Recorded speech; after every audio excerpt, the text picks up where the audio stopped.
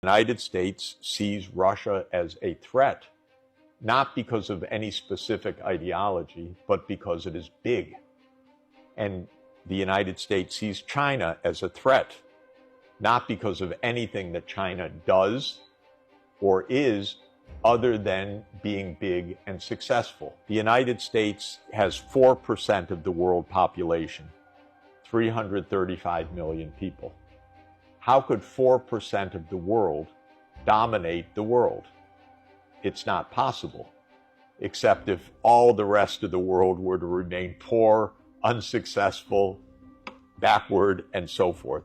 But there's not only no moral reason for that, there's no practical reason why that should be the case.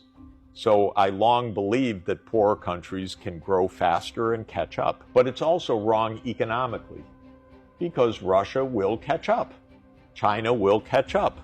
Africa will catch up. And the United States will find out that being 4% of the world population is just 4%. It's not enough to rule the world.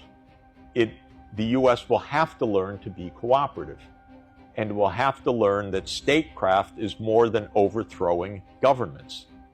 But, and here I will come to the point about current politics, the U.S. still does not understand this, till today.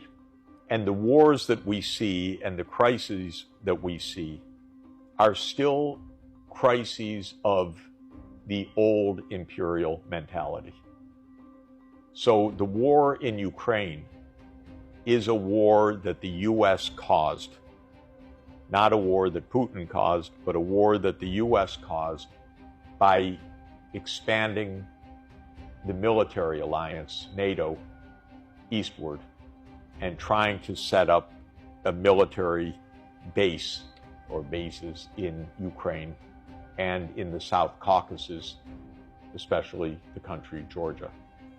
And the Russian government said, no, you can't have military bases on our border. We don't accept that. That's a real security threat for us. And the American position was, it's none of your business, Russia, what we do. If Ukraine says yes, we're going to put our missiles next to you. And President Putin said, no, you're not. That's dangerous for us. And the United States said, it's none of your business.